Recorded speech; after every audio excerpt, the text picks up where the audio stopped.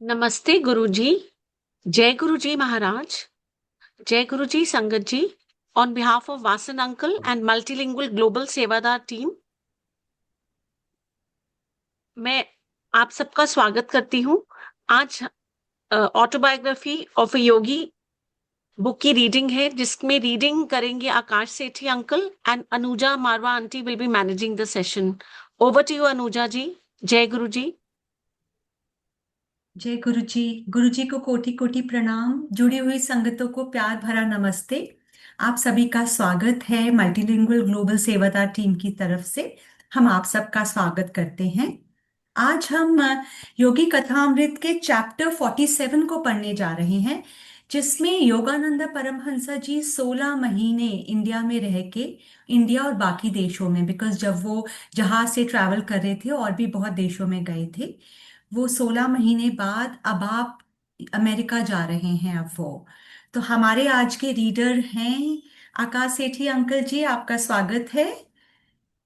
Chapter शुरू करने से पहले हम सारे गुरुओं को सादर प्रणाम करेंगे। हमारे प्यारे गुरु जी को प्रणाम। महाअवतार बाबा जी, युक्तेश्वर गिरी जी, लहरी महस्य जी, परमहंस योगानंद जी, एंड उनके साथ साथ यीशु मसीह एंड कृष्णा जी, जो उन्हीं के वाईएसएस के ही बहुत प्रिय हैं। आप देखेंगे कि इस पिक्चर में उनके पूरे वाईएसएस के फोटोग्राफ्स में यीशु मसीह एंड कृष्ण जी का हमेशा उपस्थिति रहती है। तो आप सभी गुरुओं को प्रणाम और आज की सेवा शुरू करेंगे। Akash Sethi uncle ji, please शुरू जय करिए। गुरु जी। बहुत बहुत धन्यवाद अनुजा मारवा आंटी। नालायक स्टूडेंट की तरह एक रूटीन है कि जब चैप्टर अलॉट हो जाए तो ये देखो पिछला कौन सा अलॉट हुआ था और अपने सौभाग्य पे रश्क करो। और साथ के साथ एक कर्तव्य बन जाता है कि जो आपने आखिरी दफे पढ़ा था उसमें और जो आज पढ़ना है उनके बीच में भी तो चैप्टर्स हैं। जब तक आप उन्हें नहीं पढ़ेंगे, उन्हें नहीं समझेंगे, तो आज का चैप्टर, आज का अध्याय, आज का प्रकरण आपके लिए समझना बहुत कठिन हो जाएगा। तो जरूरत से इंसान करता है, स्वेच्छा से करने लग जाए तो हम सब बहुत अच्छी संगत बन जाएंगे। गुरुजी की प्रेस्क्राइब्ड ग्रंथ है ऑटोबायोग्राफी ऑफ अ योगी, जिसका हिंदी रूपांतर योगी कथामृत की वाचन सेवा में हमें सहयोग देने का सौभाग्य प्राप्त हो रहा है। तो पिछला जो अध्याय मैंने पढ़ा था उसके अंदर मैसूर का वर्णन था, दक्षिण भारत की काव्यात्मक यात्रा था। उसके बाद आज वो प्रकरण पढ़ने का आदेश हुआ है कि मैं पश्चिम लौटता हूँ, प्रकरण नंबर 47 या 47। बीच में जो प्रकरण पढ़े गए उसमें सबसे कठिन समझने में श्री युक्तेश्वर गिरी जी का श्री युक्तेश्वर गिरी जी का पुनरुत्थान, वो समझने में सबसे कठिन था, क्योंकि वो उन लोगों की बात करता है, उन सब जगहों की बात करता है जिसके हमें स्वप्न में भी सोचना बहुत कठिन है। और उनकी तथाकथित सो कॉल्ड मृत्यु और उसके बाद उनकी रीअपियरेंस, कल ही ईस्टर गया है। एकदम डायरेक्ट वन टू वन आप दोनों को रिलेट कर सकते हैं, दोनों के अंदर संबंध निकाल सकते हैं कि दुनिया ने सोचा कि कोई महापुरुष, कोई संत महात्मा चला गया, और खुद योगानंद जी ने कहा कि बंगाल का शेर चला गया, और बाद में रियलाइज हुआ कि कहीं नहीं, उसके गुरु गए थे, वहीं पे थे, और आवश्यकता अनुसार कभी भी प्रकट हो सकते थे, कभी भी उससे प्रश्नों का उत्तर दे सकते थे, उसकी प्रार्थनाओं का फल उसे दे सकते थे। तो इस बात पे कहा जाता है कि जीवन क्या और मृत्यु क्या है। जीवन क्या और मृत्यु क्या है, अंतर बस लकीर भर का है। जीवन क्या और मृत्यु क्या है, अंतर बस लकीर भर का है। मौत से भयभीत हैं मोह वाले, यदि आपका वस्तुओं में, व्यक्तियों में मोह पड़ा हुआ है, तो आप मौत से भयभीत रहते हैं। मौत से भयभीत हैं मोह वाले, जो हैं फकीर, जो हैं महापुरुष। उन्हें डर क्या है? जो हैं फकीर, जो हैं महापुरुष, जिनकी विरक्ति की प्रवृत्ति है, जिनकी आसक्ति खत्म हो गई है, जिनके ध्येय बड़े हैं, माध्यम साधन की उनको चिंता नहीं है, उन्हें कोई डर नहीं है। तो इन शब्दों के साथ आज वाला प्रकरण शुरू करता हूं। मैं पश्चिम लौटता हूं। तो योगानंद जी कह रहे हैं, मैंने भारत और अमेरिका में योग पर अनेक अनेक शिक्षात्मक प्रवचन दिए हैं, परंतु आज, आज यानी 1936 की बात हो रही है, आज मुझे यह स्वीकार करना ही पड़ेगा कि एक हिंदू होने के नाते आज अंग्रेज शिष्यों के लिए यह कक्षा लेते हुए मुझे विशेष खुशी हो रही है। लंदन में मेरी कक्षा के सदस्य दिल खोलकर हंसे। कोई राजनीतिक उथल पुथल कभी हमारी योग शांति में विघ्न नहीं बनती थी। भारत एक पुण्य स्मृति मात्र बनकर रह गया था, क्योंकि अपना स्थान छोड़ के पहले अमेरिका चले गए, अमेरिका से फिर वापस ट्रैवल किया गुरु, अपने गुरु के आदेश के चलते। अब फिर लौट रहे हैं और उनको ये ज्ञात है, उन्हें ये भान है कि भारत अब एक पुण्य स्मृति मात्र बनकर रह गया है। यह सितंबर 1936 है। मैं इंग्लैंड में 16 महीने पूर्व दिए गए उस वचन की पूर्ति करने आया हूं कि लंदन में पुनः व्याख्यान दूंगा। इंग्लैंड भी योग के कालजयी संदेश, कालजयी मतलब टाइमलेस, जो काल के ऊपर निर्भर नहीं करता, हर काल में जो वैलिड रहता है, जो रेलेवेंट रहता है, इंग्लैंड भी योग के कालजयी संदेश को ग्रहण करने के लिए उत्सुक है। ग्रॉसवेनर हाउस में मेरे नियत स्थान पर संवाददाताओं तथा न्यूज़रील बनाने वाले कैमरामैनों की भीड़ लगी रहती थी। British national council of the world fellowship of faiths ने 29 सितंबर को व्हाइटफील्ड कांग्रेगेशनल चर्च में एक सभा का आयोजन किया, जिसमें मैंने परस्पर बंधुभाव में विश्वास मानव सभ्यता की रक्षा कैसे कर सकता है, हाउ फेथ इन फेलोशिप में सेव सिविलाइजेशन, इस भारी भरकम विषय पर व्याख्यान दिया। कैक्सटन हॉल में रात 8 बजे होने वाले व्याख्यानों में इतनी भीड़ हो जाती थी कि 2 बार हॉल की क्षमता से अधिक हुए लोग विंडसर हाउस ऑडिटोरियम में बैठकर 9:30 बजे के दूसरे व्याख्यान की प्रतीक्षा करते रहे। इसके बाद के सप्ताहों में ये कक्षाएं इतनी अधिक बड़ी हो गई कि श्री राइट उनके पर्सनल सेक्रेटरी हैं, श्री राइट को इन्हें दूसरे बड़े हॉल में स्थानांतरित करने की व्यवस्था करनी पड़ी। कालजयी है योग के ऊपर जो उनका कथन है, उसमें धीरे धीरे रुचि इतनी बढ़ रही है कि एक हॉल जिसके अंदर वो कक्षा होती है, उस कक्षा से दुगनी कैपेसिटी के हॉल में लोग बैठे हैं अगले सेशन की इंतजार करते हुए। तो अंततः सेक्रेटरी को उससे कहीं बड़े हॉल की इंतजाम करना पड़ा, व्यवस्था करनी पड़ी। तो इस प्रकार बताया गया है। अंग्रेजों की दृढ़ संकल्पता आध्यात्मिक संबंधों में भी अद्भुत रीति से अभिव्यक्त होती है। लंदन में मेरे प्रस्थान के बाद वहां के योगाभ्यासियों ने निष्ठापूर्वक एक सेल्फ रियलाइजेशन फेलोशिप केंद्र का गठन किया और युद्ध के दारुण वर्षों में भी नियमित रूप से साप्ताहिक ध्यान सभाओं का आयोजन करते रहे। ये बात 1936 की हो रही है, तो युद्ध के यानी कि सेकेंड वर्ल्ड वॉर का जिक्र हो रहा है कि 1939 से लेकर 1945 तक द्वितीय महायुद्ध, विश्व युद्ध चला।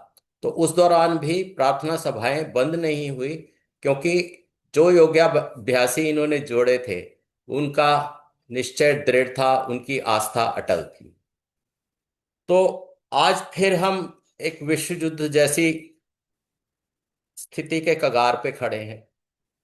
मनुष्य का लालच, मनुष्य की महत्वाकांक्षा, मनुष्य की ताकत, मनुष्य का दिखावा, ये सब बार बार मानवता को कहीं ना कहीं ले आता है। और योगी जी कहते हैं कि बंधुत्व में यदि विश्वास हो, फेलोशिप में विश्वास हो, तो ये सब नहीं होगा।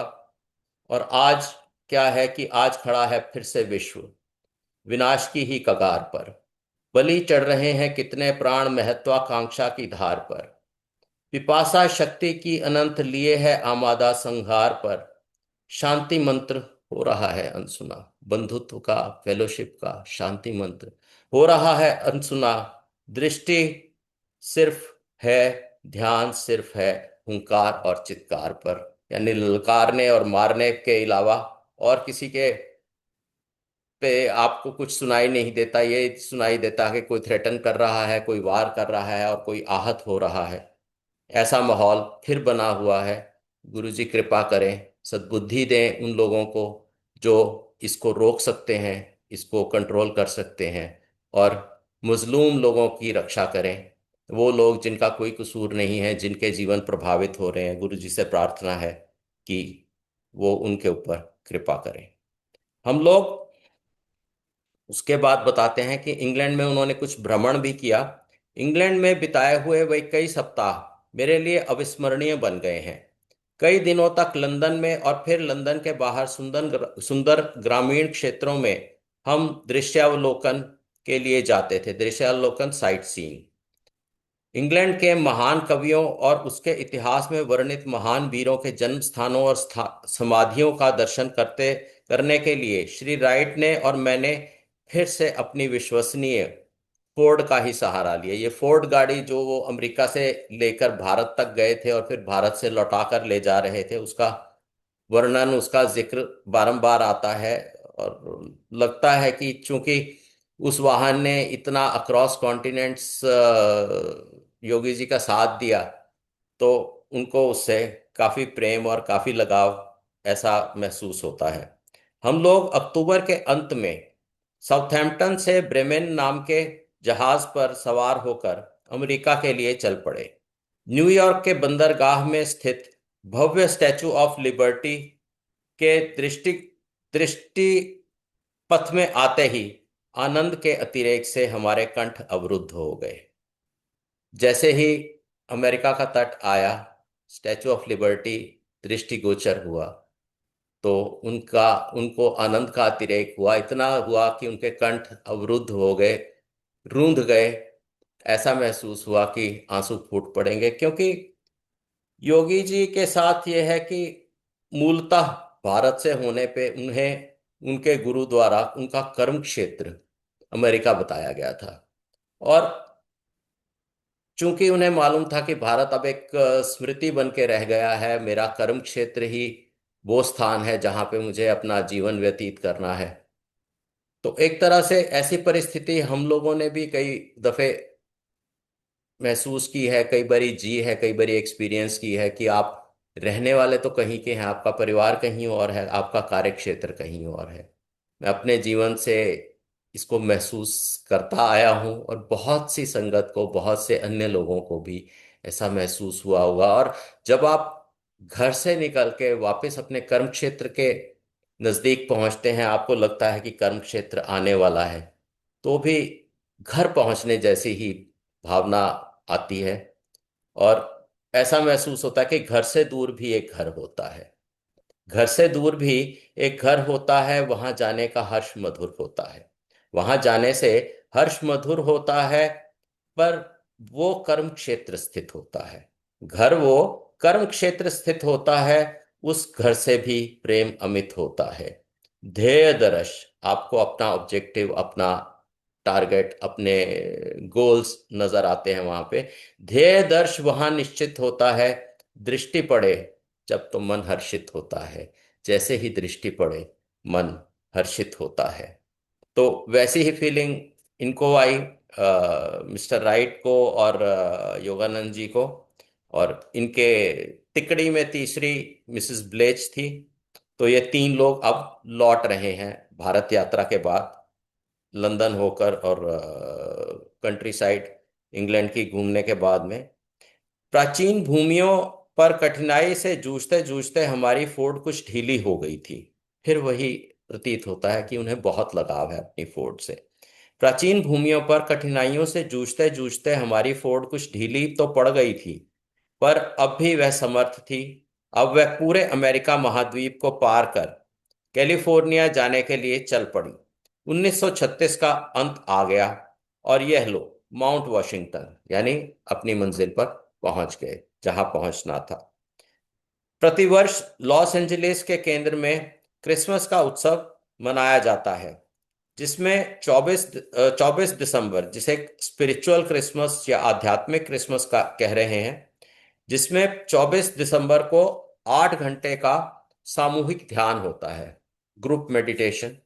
और अगले दिन सामाजिक क्रिसमस, द सोशल क्रिसमस, एक भोज होता है।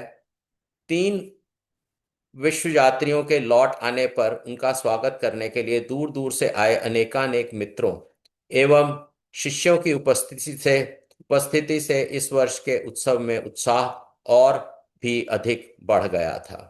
नेचुरली जब ये लौट के आए और खबर फैली तो इनसे कई महीनों से मिलने की आतुरता लिए बहुत सारे विजिटर्स, बहुत सारे सत्संगी, बहुत सारे योगाभ्यासी, बहुत सारे ऐसे लोग कि जिनके जीवन को इन्होंने प्रभावित किया है, वो इनसे मिलने के लिए उमड़ पड़े। तो इसलिए वहाँ का उत्साह और उत्सव अप्रतिम हो गया, अनुपम हो गया, पहले से कहीं लार्ज हो गया। क्रिसमस दिवस के भोज में 15,000 मील दूर से लाए गए कुछ विशेष पदार्थों का भी समावेश था। जो प्रिपरेशंस की गई भोज के लिए, उसमें कुछ ऐसे इंग्रेडिएंट्स थे जो बहुत दूर दूर से इकट्ठे करके लाए गए थे। उनके नाम कश्मीर के गुच्ची मशरूम, डिब्बाबंद रसगुल्ला और आम का रस, पापड़, आइसक्रीम को सुगंधित करने के लिए केवड़े के फूल का तेल। शाम को हम सब लोग एक विशाल जगमगाते क्रिसमस वृक्ष के चारों ओर एकत्रित हो गए। पास ही अंगीठी में सुगंधित साइप्रस की लकड़ियां पटपट आवाज करती हुई जल रही थी। ये साइप्रस की लकड़ियां जो हैं, इनकी विशेषता है कि ये पैलेस्टीन के नज़दीक पाई जाती हैं और इनका महत्व गिना जाता है कि इसको सेरेमोनियल दिनों पर ही जलाने के लिए इस्तेमाल किया जाता है। उसके बाद कहते हैं उपहारों के आदान प्रदान का समय आ गया। पृथ्वी के दूर दूर के कोनों, फिलिस्तीन, पैलेस्टाइन, मिस्र, Egypt, Bharat, India, England, France, Italy से उपहार लाए गए थे। अमेरिका में रहने वाले प्रियजनों के लिए खरीदे हुए उपहार किसी चोर उचक्के के हाथ ना लग जाएं, इसलिए हर देश के जंक्शन पर श्री राइट ने कितनी मेहनत से बार बार पेटियों की गिनती की थी। जैसे पुराने समय में हम लोग जब रेलवे में ट्रैवल करते थे तो कहते थे नग गिन लीजिए कितने पीस हैं, और अगले स्थान पर खोल के तो दोबारा नहीं देखेंगे एक एक पैकेज को, लेकिन नग गिनने की जो प्रथा है वही प्रथा श्री राइट ने पूर्ण की, कि जहां जहां जिस जिस पोर्ट पे शिप रुका वहां पे गिनती की कि सारे नग, सारे पीसेस इंटैक्ट हैं। फिलिस्तीन के पवित्र जैतून वृक्ष, ओलिव ट्री के फलक, बेल्जियम और हॉलैंड की नाजुक झालरें और कशीदाकारी के काम, ईरानी गलीचे, अत्यंत बारीक बुनावट वाली कश्मीरी शॉलें, मैसूर से सदा सुगंधित रहने वाली चंदन की ट्रे, मध्य भारत के शिव पत्थर, दीर्घकाल पूर्व लुप्त भारतीय राजवंशों के सिक्के, रत्न जड़ित फूलदानियां और प्यालियां, छोटी छोटी प्रतिकृतियां, पर्दे, धूप, अगरबत्ती, इत्र, स्वदेशी कॉटन प्रिंट्स, लाख के काम की वस्तुएं, मैसूर के हस्तिदंत की कलाकृतियां, हाथी के दांत की, ईरान की लंबी नोक वाली जूतियां, विचित्र सी लगने वाली परंतु काफी मेहनत से चारों ओर नक्काशी काम कर सुंदर बनाई गई प्राचीन पांडुलिपियां, मैन्युस्क्रिप्ट्स, जिनके ऊपर नक्काशी का काम करके उन्हें शोभित किया गया है। मैन्युस्क्रिप्ट का महत्व यूं हो जाता है कि अपने हाथ से लिखा हुआ जो टेक्स्ट है राइटर का, वो पांडुलिपि के रूप में प्रिजर्व कर लिया जाता है, ताकि सनद रहे ये किसकी रचना है, किसने इसको रचा है। और उसको प्रिजर्व करने में बहुत मेहनत लगती है, और यहाँ बताया गया है कि उसके ऊपर नक्काशी का काम भी किया हुआ है। मखमली जरीदार कपड़े, गांधी टोपियां, मिट्टी के बर्तन, टाइल्स, पीतल की कलाकृतियां, ध्यान के आसन, 3 महाद्वीपों से जमा किया गया ये खजाना। पूरा डिस्क्राइब करने के बाद कहते हैं कि 3 महाद्वीपों से, महाद्वीपों मतलब कॉन्टिनेंट से जमा किया हुआ खजाना संगत में अपने शिष्यों में बांटने के लिए लेके आए थे। और श्री राइट ने सारे रास्ते ये चेक करते रहे कि कहीं कुछ मिसप्लेस ना हो जाए, कोई किसी को हमें उससे वंचित ना रखना पड़ जाए, जिसके लिए इंटेंडेड हमने गिफ्ट लिया है। तो क्रिसमस वृक्ष के नीचे रखे विशाल ढेर में से अत्यंत आकर्षक ढंग से पैक की हुई एक एक वस्तु उठाकर मैं वितरित करने लगा। सिस्टर ज्ञान माता, सबसे पहले उन्होंने आवाज दी सिस्टर ज्ञान माता को। मधुर मुखारविंद और गहन अनुभूति वाली उस संत प्रकृति की महिला को मैंने एक लंबा डिब्बा दिया। मेरी अनुपस्थिति में ये ही माउंट वॉशिंगटन केंद्र की प्रभारी थी।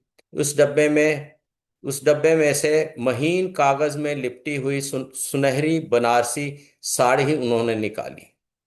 धन्यवाद गुरुदेव, यह मेरी दृष्टि के सामने भारत का वैभव उपस्थित कर रही है। It is showing the glory of Indian continent in front of me. She said this about that silk sari. धन्यवाद गुरुदेव, यह मेरी दृष्टि के सामने भारत का वैभव उपस्थित कर रही है। अगली आवाज लगाई गई, श्री डिकिंसन। इस दूसरे पैकेट में जो उपहार था उसे मैंने कोलकाता के एक बाजार से खरीदा था। उस समय मेरे मन में विचार आया कि श्री डिकिंसन को यह पसंद आएगा। वे मेरे यह प्रिय शिष्य श्री ई डिकिंसन 1925 में माउंट वाशिंगटन केंद्र की स्थापना से लेकर अब तक प्रत्येक क्रिसमस उत्सव में उपस्थित रहे थे। इस 11वें वार्षिक उत्सव में वे उस चौकोनी पैकेट के फीते खोलते मेरे सामने खड़े थे। अब यहाँ पे एक प्रथा की बात करते हैं कि हिंदुस्तान में कल्चर या ट्रेडिशन ये है कि आपको कोई भेंट दे तो आप वो भेंट लेके रख लेते हैं, कभी उसकी उपस्थिति में खोल के उस भेंट को नहीं देखते हैं।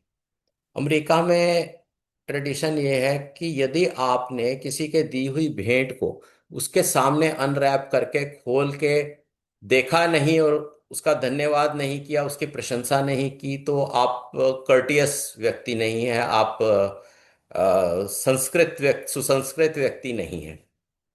तो यहाँ पे वो साफ समझ में आ रहा है कि जिसको आप उपहार दे रहे हैं, गिफ्ट दे रहे हैं, वो खोलता है, देखता है, प्रतिक्रिया देता है, धन्यवाद करता है और जाता है। इस 11वें वार्षिक उत्सव में वे उस उस चौकोनी पैकेट के फीते खोलते मेरे सामने खड़े थे। चांदी का गिलास, भावावेग को रोकने का प्रयास करते हुए वे पानी पीने के उस लंबे गिलास को एकटक देख रहे थे। वे कुछ दूरी पर जाकर ऐसे बैठ गए मानो उन्हें कोई सुध बुध ही ना रही हो।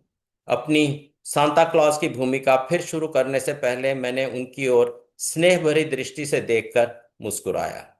सब उपहारों के दाता उस परम दाता की प्रार्थना के साथ भावपूर्ण उद्गारों की उस शाम का समापन हुआ। उसके बाद कुछ देर तक सब मिलकर क्रिसमस कैरल्स गाते रहे। कुछ दिन बाद श्री डिकिंसन और मैं बातचीत कर रहे थे। अब ये राज खुलेगा कि श्री डिकिंसन इतने भाव विभोर और इतने बेसुध कैसे हो गए थे वो उपहार को देखते ही। उसकी एक पृष्ठभूमि है, उस पृष्ठभूमि का ज्ञान योगानंद जी को हुआ कुछ दिनों के बाद, जब उनका इंटरैक्शन हुआ, उनका वार्तालाप हुआ श्री डिकिंसन के साथ में। उन्होंने कहा, यानी श्री डिकिंसन ने कहा, गुरुदेव, चांदी के गिलास के लिए मेरा हार्दिक धन्यवाद कृपया स्वीकार कीजिए। क्रिसमस की उस रात मुझे आपको धन्यवाद देने के लिए शब्द नहीं मिल रहे थे। मैं वह गिलास तुम खास तुम्हारे लिए लाया था। ऐसा योगानंद जी ने कहा, मैं वह गिलास खास तुम्हारे लिए लाया था। तो प्रतिक्रिया क्या आई, 43 वर्षों से मैं उस चांदी के गिलास की प्रतीक्षा करता आ रहा हूं। यह लंबी कहानी है जो अब तक मैंने अपने हृदय में ही छुपाकर रखी है। श्री डिकिंसन ने कुछ संकोच से मेरे के साथ मेरी ओर देखा। इसकी शुरुआत बड़ी नाटकीय है। मैं पानी में डूबकर मर रहा था। घटना नेब्रास्का राज्य के एक छोटे शहर की है। मेरे बड़े भाई ने एक दिन खेल खेल में मुझे 15 फुट गहरे तालाब में ढकेल दिया।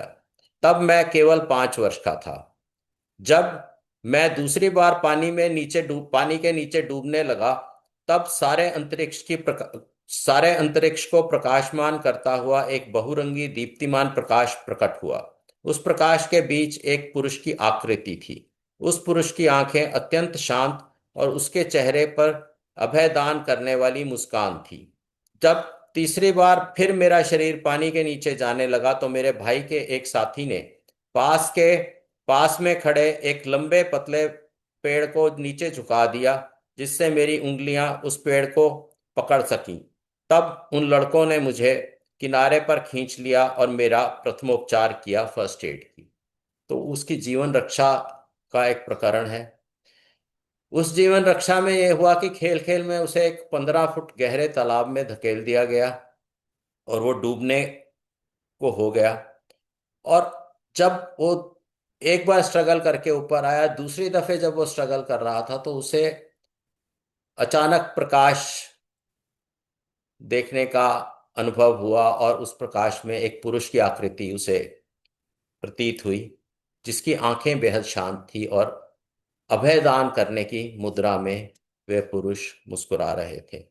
उसके बाद अगली दफे डूबने का की परिस्थिति नहीं बनी, क्योंकि एक पेड़ के सहारे से वो वापस आ गए और उन्हें फर्स्ट एड उन्हीं लोगों ने दिया जिनमें उनका भाई भी था, जिसने उसे धक्का दिया था। इस घटना के 12 वर्ष बाद जब मैं 17 वर्ष का युवक हो गया, तब एक दिन अपनी माँ के साथ शिकागो गया। यह 1893 1893 का सितंबर का महीना था। विख्यात विश्व धर्म संसद का अधिवेशन चल रहा था। माँ और मैं एक मुख्य सड़क पर पैदल जा रहे थे कि पुनः उसी प्रकार का दीप्तिमान प्रकाश मेरी आंखों के आगे कौंध गया। हमसे कुछ ही कदम की दूरी पर वही पुरुष मुझे टहलता हुआ दिखाई पड़ा, जिसका मुझे वर्षों पहले डूबते समय दर्शन हुआ था। यह पुरुष एक विशाल सभागृह के पास जाकर उसके दरवाजे में से अंदर घुसकर अदृश्य हो गया। मैं चीख पड़ा, माँ, यह वही आदमी था जो डूबते समय प्रकट हुआ था। माँ और मैं तुरंत सभागार में जा पहुंचे। वह पुरुष व्याख्यान मंच पर बैठा हुआ था। थोड़ी देर में हमें पता चल गया कि वे पुरुष भारत के स्वामी विवेकानंद थे। उन्होंने आत्मा को झंझोड़ देने वाला व्याख्यान दिया। उनका व्याख्यान समाप्त होने के बाद मैं उनसे मिलने आगे गया। मुझे देखते ही वे इस प्रकार मुस्कुराए मानो हम पुराने मित्र हों। मैं इतना छोटा था कि अपनी भावनाओं को व्यक्त करने की अक्ल मुझ में अभी नहीं आई थी, परंतु मन ही मन में आशा कर रहा था कि वे मेरे गुरु बनेंगे। उन्होंने मेरे मन की बात पढ़ ली और कहा, नहीं बेटा, मैं तुम्हारा गुरु नहीं हूं। बेटा, मैं तुम्हारा गुरु नहीं हूं, स्वामी विवेकानंद ने अपनी सुंदर भेदक आंखों से मेरी आंखों में देखते हुए कहा। तुम्हारे गुरु बाद में आएंगे। वे तुम्हें चांदी का एक गिलास देंगे। नाउ द कनेक्शन कि चांदी का गिलास मिलने से वो भाव विभोर क्यों हुए, क्योंकि स्वामी विवेकानंद जी ने कहा था कि तुम्हारे गुरु बाद में आएंगे, वे तुम्हें चांदी का एक गिलास देंगे। थोड़ी देर रुककर मुस्कुराते हुए उन्होंने कहा, अभी तुम जितने आशीर्वादों को ग्रहण कर सकते हो, उससे कहीं अधिक आशीर्वाद वे तुम्हारी झोली में डालेंगे।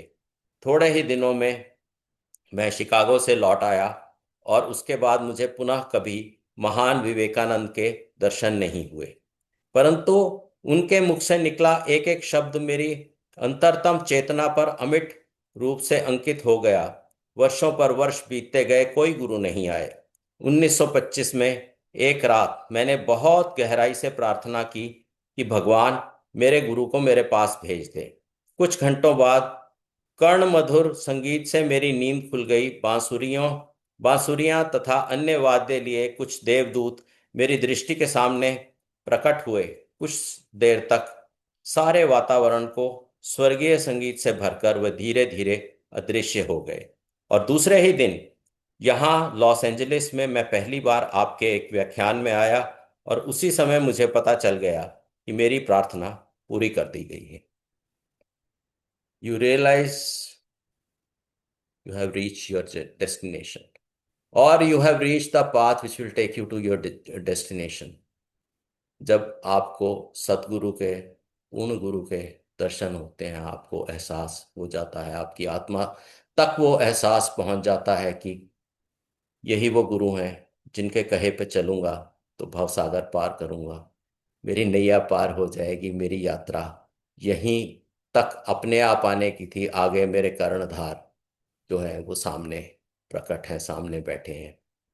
और ये भावना आते ही मनुष्य अगर समर्पित हो जाए तो पार, और फिर भी ना समर्पित हो तो बंटा था। हम दोनों चुपचाप एक दूसरे को की ओर देखकर मुस्कुराए। 11 वर्षों से मैं आपका क्रिया योग का शिष्य हूँ। 11 वर्षों से मैं आपका क्रिया योग का शिष्य हूँ, श्री डिकिंसन ने फिर कहना शुरू किया।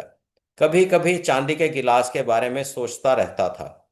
अपने मन को तो मैंने लगभग विश्वास ही दिला दिया था कि स्वामी विवेकानंद के शब्द केवल सांकेतिक थे।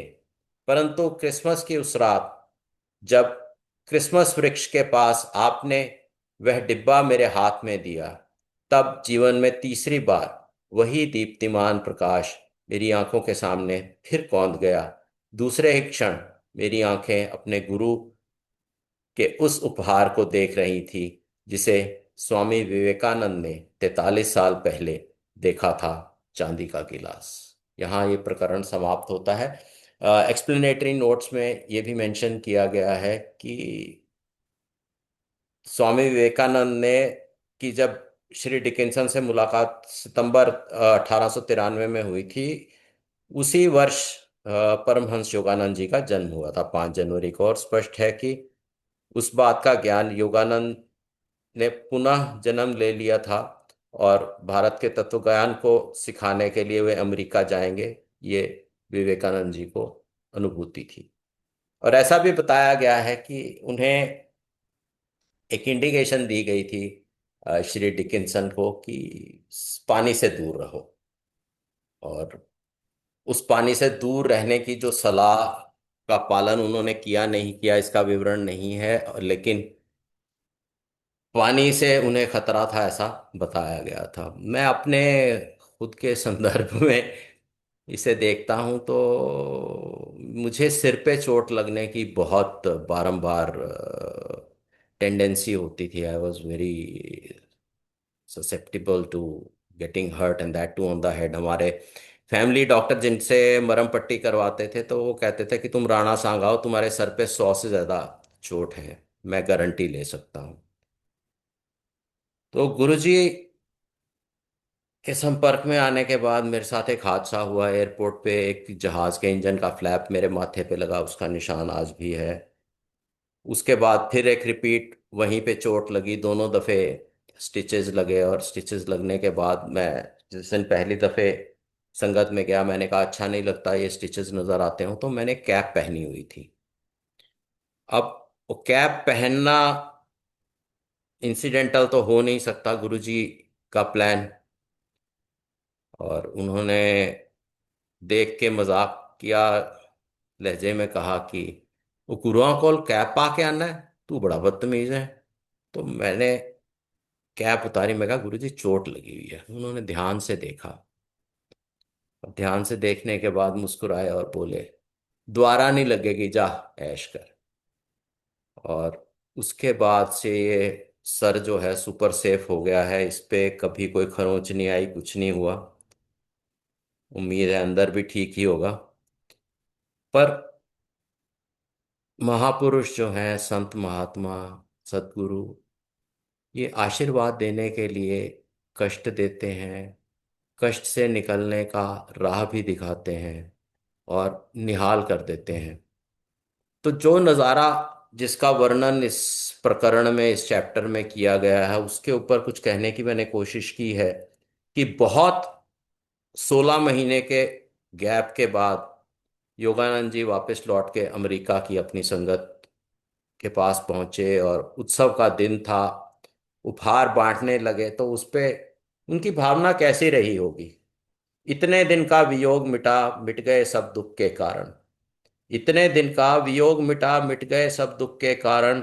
गुरु दरस हुए पर्व दिन पावन, हुआ शंका चिंता का निवारण। क्योंकि बीच में लोग सोचते होंगे पता नहीं लौटेंगे नहीं लौटेंगे, तो उस शंका चिंता का निवारण हो गया। पूर्ण गुरु छवि अति मन भावन, पूर्ण गुरु छवि अति मन भावन, उपहार दे किए कृतज्ञ संगत जन। ऐसे गुरु पर न्योछावर तन मन, जो निहाल करे देकर आत्म अध्यात्म धन।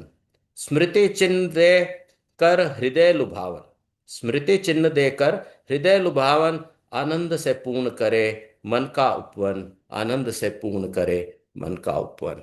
तो यहाँ मैं अपनी वाणी को विराम देता हूँ। आपका ध्यान देने के लिए, सुनने के लिए, बने रहने के लिए बहुत बहुत धन्यवाद।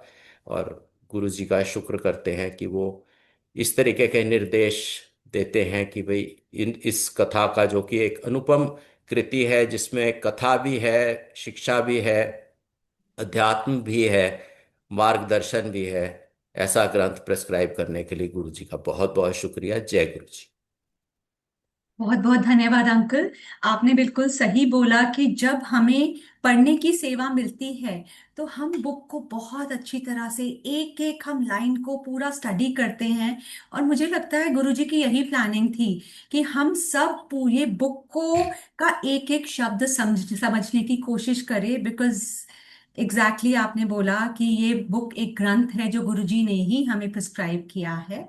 और अब आज की मैंने ये बुक 2017 में पढ़ी थी। उसके बाद उस समय जितनी समझ आई सो आई।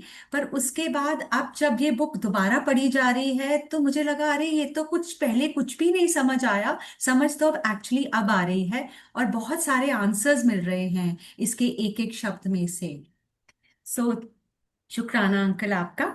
जब मैं कुछ चीजों पे रोशनी डालना चाहूंगी, जिसमें सबसे पहले योगानंदा जी ने लिखा कि कोई राजनीतिक उथल पुथल कभी हमारी योग शांति में विघ्न नहीं बनती है। उनका कहने का यही मतलब है कि योगी को इतना स्थिर होना चाहिए जब आप ध्यान में बैठते हैं कि आपके आसपास जो भी हो रहा हो वो आपको डिस्टर्ब ना करे। बिकॉज अभी भी जो आपने बोला कि हमारे आजकल बहुत वॉर की स्थिति बनी हुई है, हमें नहीं पता फ्यूचर में क्या होगा। बट हमें सिर्फ अपने में स्थिर रहना है बिकॉज हमें पता है कि जो भी हो रहा है परमात्मा की इच्छा से हो रहा है। गुरुजी के रहते भी बहुत सारी ऐसी चीजें होती थी जो सही नहीं थी, पर वो उनको पता था कि I have to follow the laws of the universe. वो सिर्फ अपने भक्तों की रक्षा करते हैं और हमारा काम है सिर्फ ध्यान में रहना, भक्ति करना, एंड दैट्स इट। बाकी सब परमात्मा पे छोड़ना है।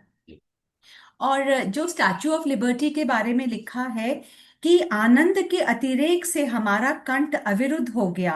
और साथ में ये भी लिखा है कि भारत एक पुण्य स्मृति मात्र बनकर रह गया। मतलब योगानंदा जी शुरू से ही रेडी थे कि अमेरिका ही मेरा देश है, वहीं पे मुझे जाके अपना कर्म करना है।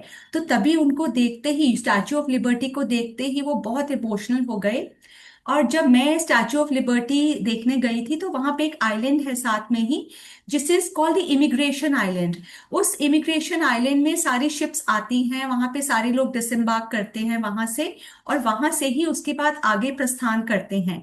और वहां पे 1800 से जितने भी वहां इमिग्रेंट्स आते हैं उन सबके बारे में लिखा हुआ है कि कोई आप आयरलैंड से जब फैमिन आया था वहां से भाग के आया, कोई जब वर्ल्ड वॉर 2 हुआ तब भाग के आया, कोई वर्ल्ड वॉर 1 हुआ तब भाग के आया।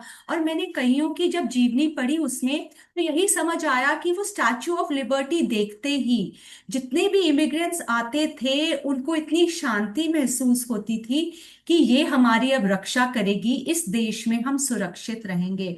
सो इतना महत्व है स्टैचू ऑफ लिबर्टी का अमेरिका की एंट्रेंस पे। और अब हम भगवान यीशु मसीह जैसे योगानंदा जी ने लिखा कि क्रिसमस से एक दिन पहले उन्होंने 8 घंटे का ध्यान किया। बिकॉज वहाँ उनके जो बहुत सारे जो उनके स्टूडेंट्स थे वो सारे क्रिश्चियंस थे। एंड वाईएसएस का ये मानना है कि यीशु मसीह भी पर ये महाअवतार बाबा जी से मिलने आए थे, उनके साथ बहुत वर्ष बिताए थे, पूरे पहाड़ों पहाड़ों चलते हुए। और उनकी बहुत सारी फोटोग्राफ्स, वो इमेजिनरी फोटोग्राफ्स वाईएसएस में रहती है, जिसमें वो दिखाते हैं कि महाअवतार बाबा जी और यीशु मसीह जी मिल के वार्तालाप कर रहे हैं और मिल के ध्यान कर रहे हैं। यही है वननेस सिखाया है भगवान जी ने हमको, यही कि यीशु मसीह, क्रिश्चियन और हिंदू सब एक है, सब एक ही सोर्स से आए हैं। और आप फेलोशिप के थ्रू, जो सेल्फ रियलाइजेशन फेलोशिप के थ्रू आपके योगानंदा परमहंसा जी भी यही सिखाना चाहते थे। इवन युक्तेश्वर गिरी जी को महाअवतार बाबा जी ने यही बोला था कि आप क्रिश्चियनिटी मतलब बाइबल और भगवत गीता, भगवत गीता में जो जो सिमिलैरिटीज है उस पे एक किताब लिखिए। पूर्व और पश्चिम का मिलन की प्लानिंग महाअवतार बाबा जी की ही थी। और ये सारे जो लीनिएज ऑफ गुरुज हैं, ये उसी इच्छा का पालन कर रहे हैं। सो आपको थोड़ा सा टोकते हुए मैं कहूंगा कि YSS is quite well understood by you. Yogoda सत्संग संस्थान के विषय में बात कर रही थी अनुजान। हाँ जी, हाँ जी। तो वही है, as you go higher you see only oneness, as you fall to depths, you see diversity, you see differences, you see discord, you see conflict. तो जैसे जैसे स्पिरिचुअली आदमी एलिवेट होता है, आत्मा एलिवेट होती है, उसे समझ आना शुरू हो जाता है सब कुछ एक ही है। और जैसे जैसे गिरता है वो मनुष्य मनुष्य में भेद करना शुरू कर देता है, धर्म धर्म में भेद करना शुरू कर देता है, संप्रदाय संप्रदाय में भेद करना, जाति जाति में भेद करना। गुरु जी के समक्ष एक संगत ने प्रश्न किया कि गुरु जी तुसी बुरा ते नहीं मनोगे, असी ते साईं बाबा नु मनने हैं। तो गुरु जी का इतना प्यारा उत्तर था, मनदे हो ते मनी जाओ, चंगी तरह मनो, जोत ते इक्को ही हैगी है। जय गुरु जी। समझाने के लिए, बतलाने के लिए और मार्गदर्शन के लिए जय गुरु जी। है गुरु जी। और अंकल, जो अभी सबसे इम्पोर्टेंट जो मुझे इसमें लगा कि जो डिकिंसन जी को विवेकानंद जी 43 इयर्स पहले बोल के गए थे, वो ग्लास योगानंदा जी ने उनको 1936 में दिया। इससे हमें बार बार यही समझाया जाता है कि आपकी लाइफ में बहुत सारी चीजें प्री प्लान्ड है, प्री डिसाइडेड है। Just go with the flow of life, enjoy life. जरूर भक्ति सिखाने ही आए हैं गुरु जी, भक्ति एंड ध्यान सिखाने आए हैं, उसमें रहिए। बट हमारी जिंदगी में एक्चुअली 90% चीजें प्री डिसाइडेड है, बाकी हम डिसाइड करते हैं अपने कर्मों के थ्रू। एक चीज और बताऊंगी इसके साथ में, एक आश्रम है सदगुरु जी का दिल्ली में। सदगुरु जी का जो आश्रम है वो एक बिजनेसमैन है दिल्ली के, उनके फार्म हाउस का है। तो वो जो बिजनेसमैन थे 1970s में ओशो भगवान के भक्त थे। तो उस समय उन्होंने उनको बोला कि आप ये आश्रम ले लीजिए और आप इसमें अपना ध्यान का काम शुरू करिए। तो ओशो ने उनको उस समय ये बोला था, जो ये यूज करेगा आश्रम वो आएगा, वो आने आने वाला है। तो उसके बहुत सालों के बाद सदगुरु जी आए और उनका आश्रम उसी फार्म हाउस में बना जो पहले ओशो का आश्रम बनने वाला था। वो है भी ओशो ड्राइव पे सिचुएटेड है।